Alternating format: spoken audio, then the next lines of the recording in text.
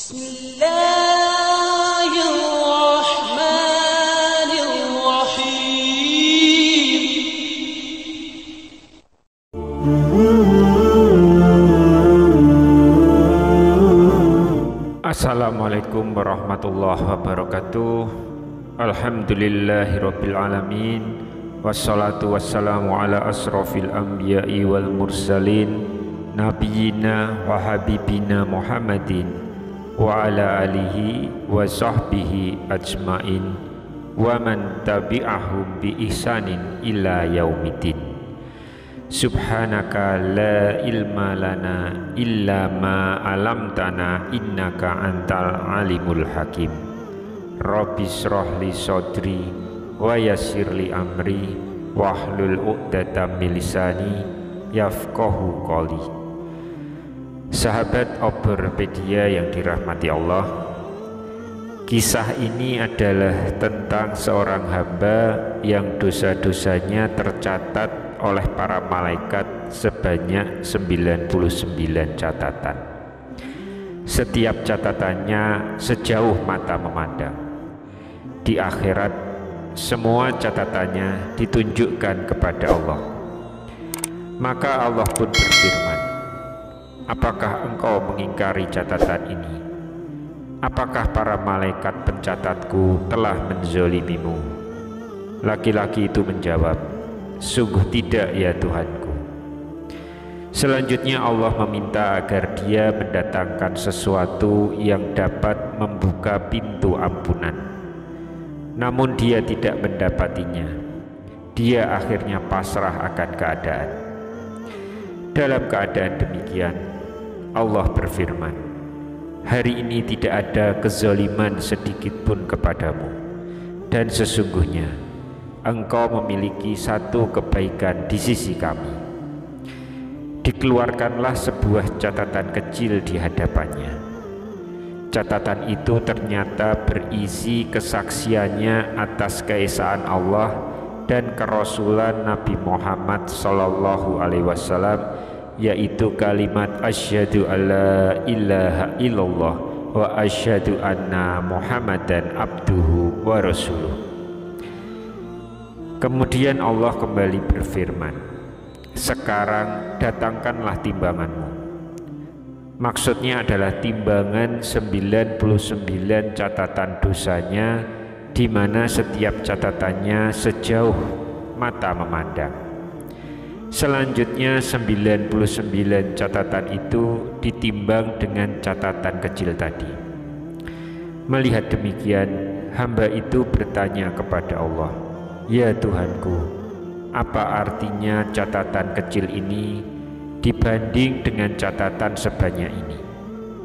Allah menjawab, sesungguhnya hari ini engkau tidak akan dizolimi. Hasil timbangan catatan baik dan buruk itu sungguh mengejutkan. Bagaimana tidak? Karena catatan sekecil itu mampu mengungguli beratnya catatan dosa. Benar sekali apa yang disampaikan oleh Rasulullah SAW. Tidak ada yang dapat mengalahkan beratnya asma Allah.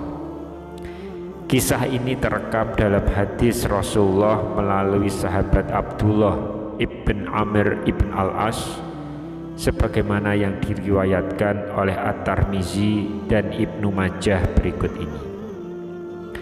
Sesungguhnya Allah akan membebaskan seorang laki-laki dari umatku atas para pembesar makhluk pada hari kiamat. Padahal kepada laki-laki itu akan ditunjukkan 99 catatan amal buruk, setiap catatannya sepanjang mata memandang. Saat itu Allah akan bertanya kepadanya, apakah engkau mengingkari ini? Apakah para malaikatku telah menzolimimu? Laki-laki itu menjawab, tidak Tuhanku. Allah kembali bertanya, apakah memiliki alasan? Dia menjawab, tidak Tuhanku. Allah melanjutkan, benar, engkau memiliki sebuah kebaikan di sisi kami, dan pada hari ini tidak ada kezaliman apapun kepadamu. Tak lama berselang muncullah sebuah catatan kecil yang berisi kalimat Aku bersaksi bahwa tiada Tuhan selain Allah, dan aku bersaksi bahwa Muhammad adalah hamba dan utusannya. Allah berfirman, maka datangkanlah timbanganmu. Laki-laki itu bertanya, ya Tuhanku, apa artinya catatan kecil ini di hadapan catatan besar? Namun Allah meyakinkan, sesungguhnya engkau tidak akan dizolimi.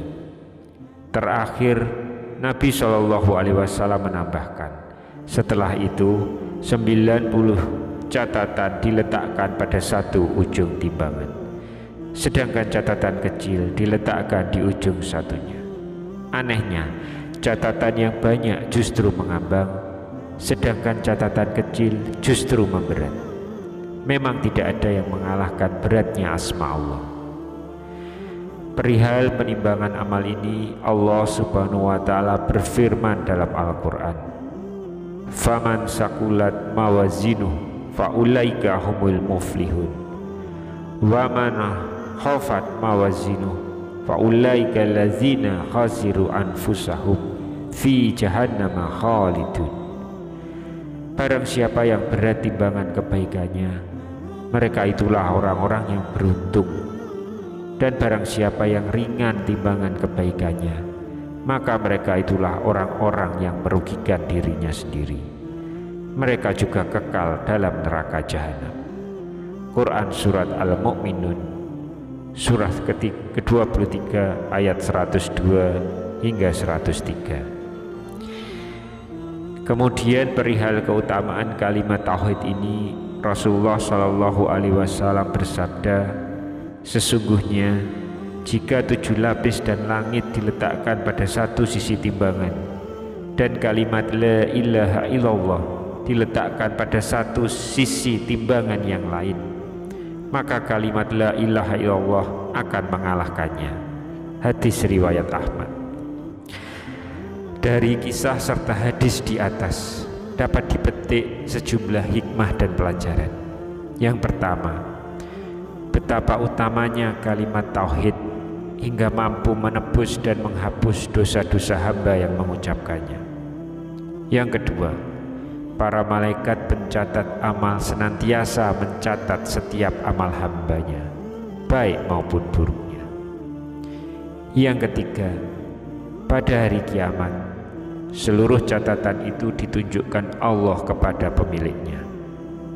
Yang keempat, tidak ada dosa besar dan dosa kecil kecuali akan diperhitungkan seluruhnya.